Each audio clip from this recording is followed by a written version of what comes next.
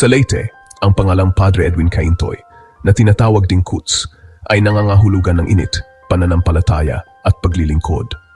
Bilang kura paroko ng San Jose de Malibago sa Babatngon, naging haligi siya ng lakas na malalim na nakaugnay sa buhay ng kanyang komunidad. Ang kanyang mga sermon ay pinagsasama ang banal na kasulatan at ang tunay na buhay na ginagawa siyang higit pa sa isang leader ng espiritu. Siya ay isang kaibigan at pinagkakatiwalaan. Kaya naman, ang biglaang pagkawala niya, bago magpasko, ay nag-iwan ng puwang at nagdulot ng lungkot sa dapat sanay masayang panahon. Ang komunidad ngayon ay naghihintay ng may pag-aalala at pag-asa, nagdarasal para sa ligtas na pagbabalik ng kanilang minamahal na Padre Kutz, na ilang araw nawawala. Noong Disyembre 23, 2025, nagsimula ang araw ni Padre Caintoy tulad ng dati. Maaga siyang nagising, nagdasal, at agad na inasikaso ang mga gawain sa parokya. Sa loob ng simbahan, abala siya sa pag-ayos ng mga dekorasyon para sa nalalapit na Pasko. Tinutulungan ang mga parishioner na maghanda ng mga bulaklak at ilaw. Ang paligid ay puno ng kasiyahan at pag-asa, tipikal ng panahong ito sa maliit na bayan ng Malibago. Matapos ang ilang sandali, nagpaalam si Padre Caintoy sa mga natirang parishioner. Kasama ang kanyang sakristan na si Janriel Pelapel, sumakay sila sa isang orange na motorsiklo, isang pamilyar na tanawin sa mga rural na lugar. Habang binabaybay nila ang maalikabok na kalsada patungong Tagpuro, nagkwentuhan sila tungkol sa mga plano para sa misa at mga darating na aktibidad ng simbahan. Pagdating sa Tagpuro, ibinaba siya ni Janriel sa gilid ng kalsada. Isang simpleng paalam, isang araw na parang walang kakaiba. Para kay Janriel, ito ay isa lamang sa maraming beses na inihatid niya ang pari sa ganitong paraan. Plano ni Padre Caintoy na magpatuloy papunta sa siyudad sakay ng pampublikong bus. Karaniwan na para sa kanya ang sumakay ng bus tuwing may mga lakad, pagbisita o meeting sa Tacloban City. Habang naghihintay siya sa bus stop, tila kalmado at walang iniintingding panganib. Sa mga sandaling iyon, walang nakapansin na iyon na pala ang huling pagkakataon na makikita nila si Padre Caintoy. Ang mga parishioner ay nagpatuloy sa kanilang mga gawain, iniisip na babalik ang pari gaya ng dati. Hanggang sa puntong ito, lahat ay tila normal, isang tahimik na umaga sa baryo, puno ng pag-asa at kasiyahan para sa darating na Pasko. Walang senyales ng anumang masama o kakaiba. Ngunit ngayon, sa paggunita, nagkaroon ng nakakakilabot na kahulugan ang ordinaryong paglalakbay na ito. Ang mga simpleng detalye, ang paalam, ang paghihintay sa bus, ang katahimikan ng umaga, ay naging bahagi ng isang mas malalim na kwento na magpapabago sa buhay ng buong komunidad. Matapos maghiwalay ni Janriel sa Tagpuro, sumakay si Padre Caintoy sa isang bus ng Norbatco patungong Tacloban City. Nakihalubilo siya sa ibang mga pasahero, bumaba hindi sa pangunahing terminal, kundi sa Quezon Boulevard, malapit sa Our Lady of Guadalupe Church. Ang lugar na ito, abala at pamilyar, ang kanyang piniling babaan. Kinumpirma ng driver ng bus na si Felipe Pozos na ito ang huling pagkakataong nakita niya si Padre Caintoy. Mula roon, nagpatuloy ang pari sa paglalakad na may layunin patungo sa puso ng siyudad. Ang maingay na mga kalsada ay walang pahiwatig ng mangyayari. Ang mga huling, karaniwang hakbang na ito ang sentro ngayon ng isang agarang paghahanap, ilang araw mula nang siya ay mawala. Ang huling kumpirmadong pagkakita kay Padre Caintoy ay mula sa isang CCTV camera sa Visayas Department Store na may oras na 9:52 AM. Sa footage, makikita siyang pumasok sa tindahan, tila may hinahanap, ngunit hindi nagmamadali. Ang kanyang suot ay puting polo shirt at dala niya ang kanyang maliit na bag, karaniwang gamit niya tuwing umaalis ng bahay. Sa kabila ng dami ng tao, kitang-kita siya sa camera, parang walang bumabagabag sa kanya. Ipinapakita ng footage na naglalakad siya ng may layunin patungo sa Robinson's North Tacloban, isang malaking shopping center na madalas puntahan ng mga tao para mamili o magpalipas ng oras. Ang kanyang lakad ay diretso, walang pag-aalinlangan, na para bang may tiyak siyang pupuntahan o makikita. Siya ay nag-iisa, madaling makilala at mukhang kalmado. Walang bakas ng kaba o pagmamadali sa kanyang kilos. Sa gitna ng ingay at dami ng tao, tila ba may sarili siyang mundo, isang tahimik na presensya sa gitna ng abala. Pagkatapos nito, nawala siya sa lahat ng tala, walang nakasaksi, walang iba pang nakakita.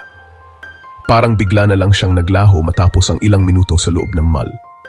Wala nang sumunod na footage, at kahit ang mga guwardiya at empleyado ng mall ay walang maalala tungkol sa kanya. Masikip ang siyudad sa mga namimili para sa Pasko, ngunit walang sinuman ang nakakaalala na nakita siya pagkatapos ng puntong ito. Sa kabila ng dami ng tao at ingay ng Kapaskuhan, tila ba natunaw siya sa gitna ng masa, isang misteryong hindi maipaliwanag. Ang isang frame na ito ang sentro ng investigasyon. Paulit-ulit itong pinanood ng mga investigador, umaasang may makikitang detalye na maaring magbigay linaw sa kanyang pagkawala. Bawat segundo ng footage ay sinuri, ngunit walang bagong lead na lumitaw. Ang bawat paghahanap at teorya ay nagmumula sa huling larawang ito. Maging ang pamilya at mga kaibigan ni Padre Caintoy ay paulit-ulit na tinitingnan ang larawan, umaasang may mapapansin silang hindi nakita ng iba. Ngunit nananatiling palaisipan ang kanyang pagkawala. Higit pa rito, nawawala ang bakas ni Padre Caintoy sa kawalan ng katiyakan. Sa bawat araw na lumilipas, mas lalong lumalalim ang misteryo. Hanggang ngayon, ang huling sulyap na ito ang tanging gabay sa paghahanap sa kanya, isang paalala ng mga tanong na wala pang kasagutan. Naglabas ang mga autoridad ng detalyadong paglalarawan upang makatulong sa paghahanap. Si Padre Caintoy ay 55 taong gulang, malaki ang pangangatawan, humigit kumulang 5'6" ang taas at may maputing kutis. Sa araw ng kanyang pagkawala, suot niya ang isang puting clerical polo, itim na slacks at may dalang itim na sling bag. Ang mga detalyeng ito na kinumpirma ng kanyang sakristan at ng CCTV ay mahalaga para sa sinumang maaring nakakita sa kanya. Ang pag-asa ay ang malinaw na larawang ito ay magpapaalala sa sinuman. Ito ay isang larawan ng isang pari sa isang ordinaryong araw na ilang araw pa lamang nawawala, ngunit ngayon ay nasa sentro ng isang misteryo. Ang komunidad ay kumakapit sa mga detalyeng ito, umaasa para sa isang pambihirang tagumpay.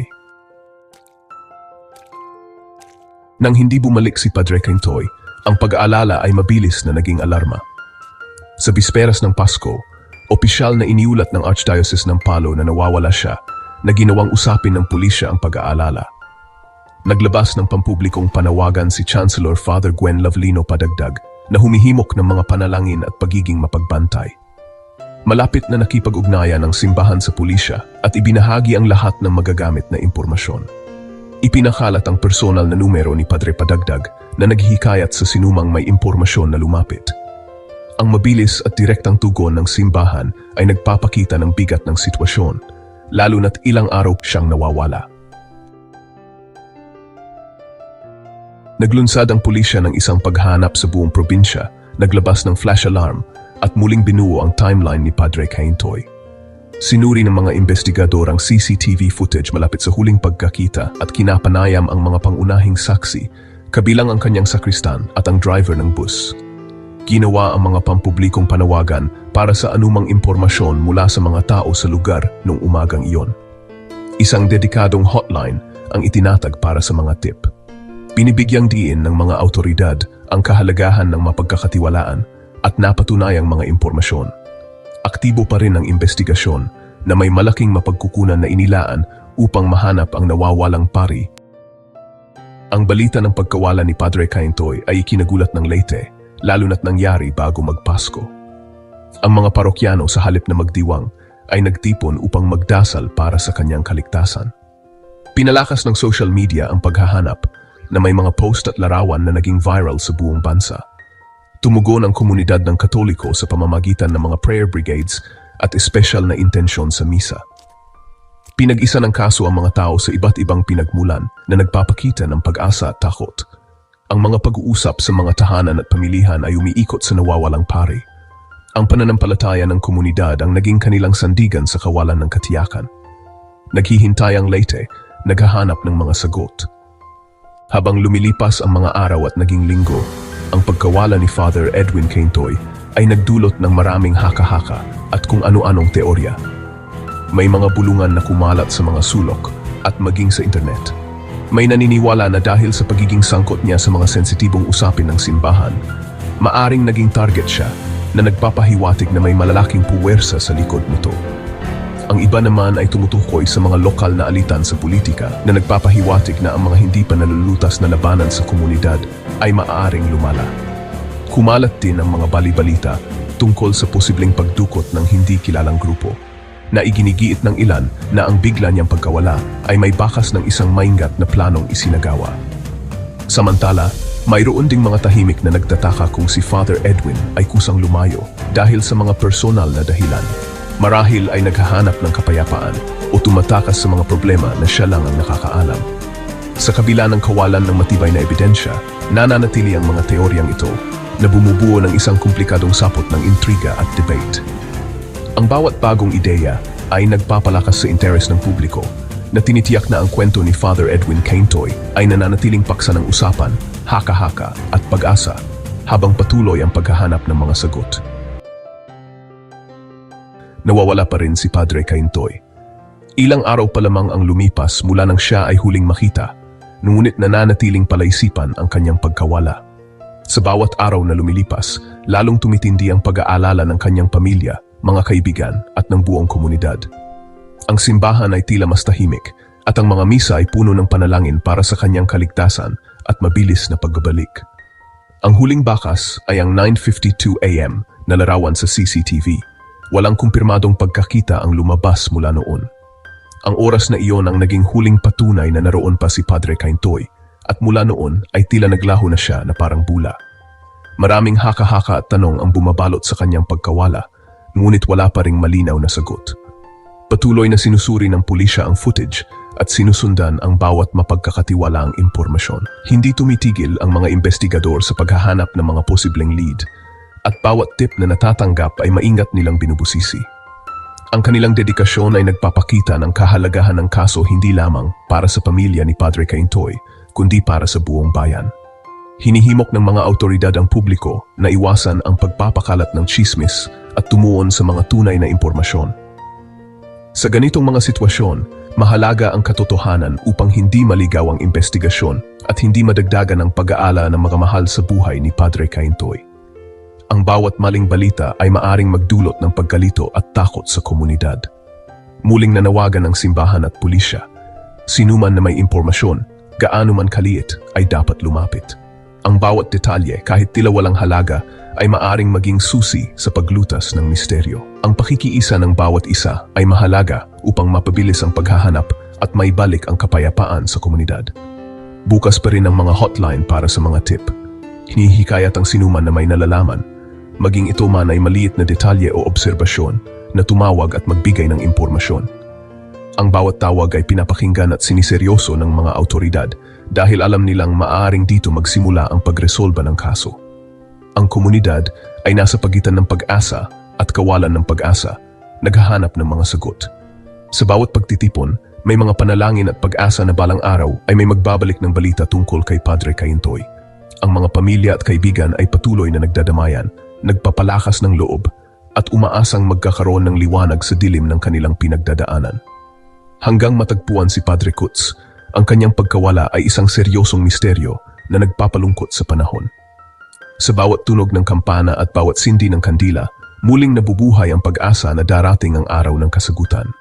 Sa ngayon, ang buong bayan ay nagkakaisa sa panalangin at paghahanap, umaasang ang misteryo ay malulutas at ang kapayapaan ay muling magbabalik.